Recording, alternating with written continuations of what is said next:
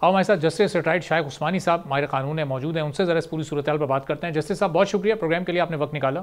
26ویں آئینی ترمیم کا جو اس وقت پیکج ہے حکومت کے پاس، اس پر ایک تو اپوزیشن اس وقت کنونس نہیں ہے، اپنے اتحادی بھی کچھ زیادہ خوش نظر نہیں آ رہے۔ اگر یہ والا چیلنج حکومت پار کر بھی لیتی ہے تو اس پر امپلیمنٹیشن ہونا اور اس کے بعد پھر بہت تیزی کے ساتھ کیا ہم یہ دیکھ سکیں گے کہ جو ہمارا عدالتی نظام ہے وہ بہت بہتر ہو جائے گا؟ جو ایک انٹرنیشنل رینکنگ ہے 130ویں نمبر پر ہمیں، وہ رینکنگ بھی بہتر ہو جائے گی۔ سپریم کورٹ پر جو برڈن ہے 60,000 کیسز کا، اس میں بھی کوئی خاطر خواہ کمی آتے ہم دیکھیں گے؟ کیا سمجھتے ہیں؟ دیکھیے، جو یہ ترامیم جو لے کے آ رہے ہیں اس سے کافی چینجز آ سکتے ہیں، اور خاص طور سے جو آئینی ترامیم میں جو انہوں نے کانسٹیٹیوشنل کورٹ کے اسٹیبلشمنٹ کی بات کی ہے، وہ میرے خیال میں ایک بڑی اچھی چیز ہے میری نظر میں۔ بہت سے لوگ اس سے اگری نہیں کرتے، کیونکہ ہم نے یہ دیکھا ہے کہ ہمارے ملک میں سیاستدان جو ہیں ہمارے، وہ آپس میں اتنے لڑتے جھگڑتے رہتے ہیں کہ ان کا کوئی طریقہ نہیں ہوتا اپنے پرابلم کو سالو کرنے کا پارلیمنٹ میں، تو وہ سیدھا کورٹ میں بھاگتے ہیں، اور کورٹ میں جا کر کے وہ پٹیشن فائل کرتے ہیں، اپنا حاضر رسوخ استعمال کے پٹیشن فورم لگوا دیتے ہیں، اور پھر وہ کورٹ جو ہے 10-15 دن تک اس میں بزی رہتا ہے، اور باقی سارے کیسز جو ہیں وہ بیک گراؤنڈ میں چلے جاتے ہیں۔ یہ اکثر ہوتا رہا ہے، ہائی کورٹ میں بھی ہوتا ہے اور یہ سپریم کورٹ میں بھی ہوتا ہے۔ تو اس کی وجہ سے آپ دیکھتے ہیں کہ ہمارا جو نظام ہے، جوڈیشل نظام، وہ بہت ہی بری حالت میں ہے۔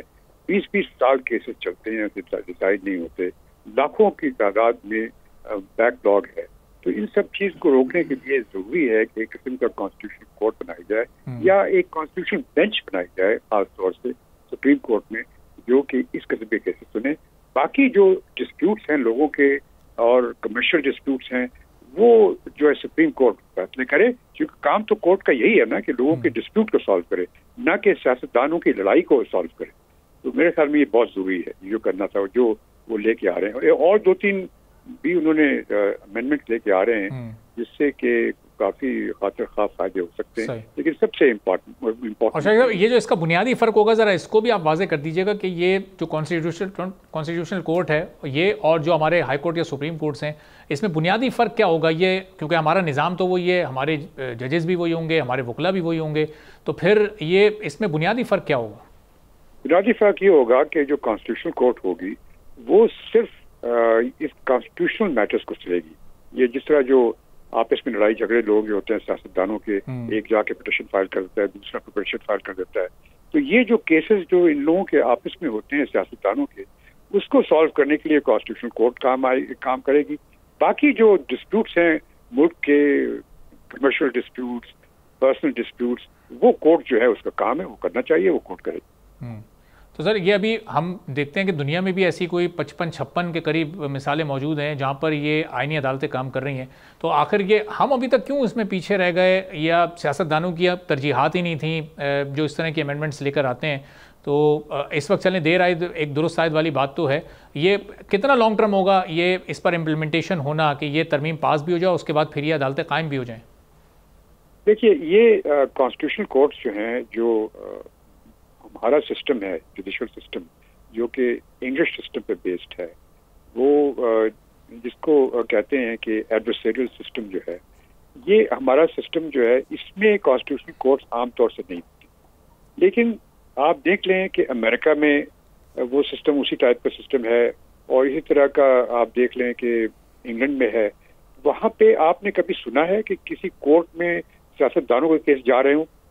مشکل سے پچھلے 6-7 سال میں، 8 سال میں صرف ایک کیس میں نے دیکھا تھا جو کہ کورٹ میں گیا تھا، کوئی نہیں جاتا۔ یہاں پہ تو ہر دوسرے دن کورٹس میں یہ کیسز جا رہے ہوتے ہیں۔ تو اس وجہ سے کانسٹیٹیوشنل کورٹ جو بنانا، اس کا طریقہ یہ ہوگا کہ جس سے میں نے آپ سے کہا کہ یا تو ایک الگ کورٹ بنا دیں اگر اس میں پرابلمز ہوتے ہیں یا اس میں کوئی ڈفیکلٹی ہوتی ہے، پھر ان کو چاہیے کہ سپریم کورٹ میں نامنیٹ کر دیں کہ ججز جو جب ریٹائر ہوں گے تو ان کی ایک جو ریٹائر ہونے کے بعد کانسٹیٹیوشن کورٹ میں چلے جائیں گے، اور پھر وہ صرف کانسٹیٹیوشنل میٹر دیکھیں گے، دوسرے میٹر نہیں دیکھیں گے۔ اس میں کسی کا نقصان نہیں ہوگا، لیکن یہ ہے کہ ہم باقی جو لٹیگنٹس ہیں ان کا فائدہ ہوگا۔ تو جسٹس صاحب اس میں تو ہمیں سب کا فائدہ ہی فائدہ نظر آ رہے ہیں. جو لوگ اس وقت ان امینڈمنٹس کے خلاف بات کر رہے ہیں, اس آئینی ترمیم کے خلاف ہیں, اس میں تو ان کا بھی فائدہ ہے کہ ان کے کیسز کے لیے ایک عدالت مخصوص ہو جائے گی, تو وہاں ان کے ساتھ بھی انصاف جلدی ہوگا. پھر یہ اس وقت یہ اس پر تنقید یا اس پر جو ایک بلا جواز اس کے خلاف بات ہو رہی ہے, اس کی وجوہات پھر آپ کیا سمجھتے ہیں؟ صرف اپوزیشن کی ایک سیاسی پوائنٹ سکورنگ ہو سکتی ہے, کوئی قانونی نقطہ ہے سچ تو ان کے پاس موجود نہیں ہے اوتھینٹک؟ نہیں, یہ سیاستدان اس واسطے اس کو اپوز کر رہے ہیں کیونکہ وہ استعمال کرتے ہیں کورٹس کو, سپریم کورٹ کو استعمال کرتے ہیں اپنے ڈسپیوٹس کے سالو کرنے کے لیے, اور اس کی وجہ سے ایک دوسرے کو نقصان پہنچانے کی کوشش کرتے ہیں یا اپوزیشن کو. تو یہ اس وجہ سے وہ اس کو پسند نہیں کرتے. لیکن اگر ملک کی جوڈیشل سسٹم کی بات کریں تو اس کے لیے تو یہ اس میں فائدہ ہی فائدہ ہے. اور شیخ صاحب, یہ اس آئینی عدالت کے قیام کے ذریعے جو اسٹرکچرل ریفارمز کا پروسیس ہے وہ آٹومیٹیکلی تیز ہو جائے گا, یا پھر اس کو ایک علیحدہ سے اس پر بھی حکومت کو فوکس کرنا پڑے گا کہ جو باقی ہمارا سسٹم ہے کم از کم وہ بھی تو ذرا تھوڑا کام کرنا شروع کرے؟ جی بالکل, ہمارے سسٹم میں بہت ضرورت ہے جوڈیشل ریفارمز کی. سسٹم کو چینج کرنا, بہت طریقوں میں چینج کرنا بہت ضرورت ہے. اس کے لیے ایک کانسٹیٹیوشن کمیشن بنانا پڑے گا, اور وہ کانسٹیٹیوشن کمیشن جو ہے وہ کوالیفائڈ ججز بیٹھ کر کے اس کے بنائیں گے, ریکمنڈیشن بنائیں گے, اور اس کے بعد پھر وہ اس کو نافذ کیا جائے گا. یہ آپ کو یاد ہوگا انگلینڈ میں بھی آج سے 10-15 سال پہلے ان کے بھی جو قانون تھے بہت پرانے ہو گئے تھے, اس میں کافی پرابلمس ہو رہے تھے ان کو. انہوں نے بھی ایک کانسٹیٹیوشن کمیشن بنایا تھا اور انہوں نے سول لا سسٹم میں کافی چینجز لے کے آئے تھے, اور وہ اب انہوں نے انٹروڈیوس کر دیا. لیکن ہم لوگ جو ہیں وہ ابھی تک جو پرانی باتیں اسی میں چلے جاتے ہیں. اور جس حساب اس وقت ہماری جو دنیا میں رینکنگ ہے اس نظام کی, وہ 130 پر ہم آ چکے ہیں, یعنی ہم سے بھی بدتر صرف کوئی 8, 9 یا 10 ممالک ہی ہیں. تو یہ سارے آئینی ترمیم کرنے سے کچھ ریکوری اس میں بھی ہو سکے گی, کوئی ہماری رینکنگ, کوئی ہمارا انٹرنیشنل امیج, اس کو بھی بہتر کرنے میں مدد ملے گی. اسینشلی جو چیز ہے وہ یہ ہے کہ کورٹس کو اویلیبل ہونا چاہیے لوگوں کے ڈسپیوٹس کو سننے کے لیے. دیکھیے پرانے زمانے میں جب کورٹس نہیں ہوتی تھیں تو کیا ہوتا تھا, جب آپ کا کسی کے ساتھ جھگڑا ہوا تو آپ بندوق لے کے جاتے تھے, اس کو گولی مار دیتے تھے, تو یا اس کی پٹائی کر دیتے تھے. تو یا تو پھر آپ باکسنگ رنگز بنا دیں ہر جگہ, لوگ ایک دوسرے کی اپنی ڈسپیوٹ سالو کریں اس طرح. لیکن اگر پھر لوگوں نے یہ سوچا کہ سب سے اچھا طریقہ یہ ہے کہ ایک آدمی کو آپ جج مقرر کر دیں یا قاضی مقرر کر دیں, اور وہ پھر اس کیس کو سن کر کے فیصلہ کرے. تو لیکن یہاں پہ تو اس کا موقع ہی نہیں آتا. جیسے میں نے آپ سے کہا کہ 20-20 سال کیسز چلتے ہیں, کمرشل ڈسپیوٹس جو ہیں 20 سال چلتے ہیں. Can you imagine? تو کوئی فورن کمپنی جو ہے پاکستان میں انویسٹ نہیں کرنا چاہتی, کیونکہ ہمیشہ جب کوئی فورن کمپنی آتی ہے یہاں پر تو ڈسپیوٹس تو ہوتے ہیں, کمرشل ڈسپیوٹ, آربیٹریشن ہوتے ہیں, دوسری چیزیں ہوتی ہیں, تو اس کو سالو کرنے کا کوئی پرابلم نہیں ہے, کوئی طریقہ ہی نہیں ہے. تو شیخ صاحب, یہ کلیئرٹی جو آپ سے بات کر کے یا دیگر لا ایکسپرٹ سے بات کر کے ہمیں ہمارے ناظرین کو مل رہی ہے, یہ حکومت یہ کلیئرٹی کیوں نہیں دے پا رہی پاکستان کے عوام کو, یا ایون جو اپوزیشن جماعتیں ہیں یا ان کے اپنے اتحادی ہیں ان کو کم از کم یہ اس حد تک تو کلیئر کرے نا؟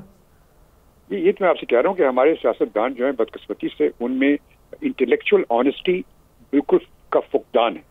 وہ سب ہمارے پالیٹیشین چاہے وہ گورنمنٹ میں ہوں یا اپوزیشن میں ہوں, ان کا سب کا کام یہ ہوتا ہے کہ اپنے مقصد کی چیزیں جلدی کورٹ سے فیصلہ کرواؤ اور آگے بڑھو تاکہ دوسرے کو نقصان پہنچے, وہ ان کا فائدہ ہو جائے.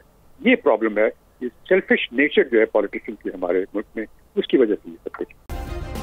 سبسکرائب کریں اور بیل دبائیں تاکہ کوئی خبر رہ نہ جائے.